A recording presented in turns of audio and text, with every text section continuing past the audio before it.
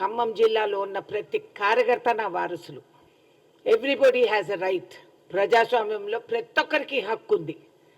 కాబట్టి కార్యకర్తల మనోభావాలు తెలుసుకొని వాళ్ళ అభిప్రాయాలని పట్టి అదేవిధంగా సెలక్షన్ కమిటీ వాళ్ళందరూ కూడా ఒక నిర్ణయానికి వచ్చి ఎవరైతే గెలుస్తారో, నాకు కులం మతం ఏది సంబంధం లేదు, గెలిపే నాకు అవసరం. సో ఎవరు గెలుస్తారని మేము అనుకుంటామో మూకుమ్మడిగా అందరం కలిసికట్టుగా, అదృష్టానికి మాకు 3 మంత్రులు ఉన్నారు, 2.5 లక్ష మెజారిటీ ఆల్రెడీ లీడ్ ఉంది.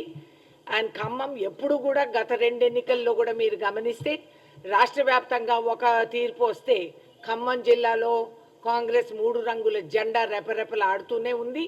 And we will continue to keep that winnowing streak. కాబట్టి ఖమ్మం డోంట్ వరీ, 3లో ఎవరు గెలుస్తారనేది నాకు అవసరం. గెలిచే క్యాండిడేట్కే టికెట్, నేనే గెలుస్తాను.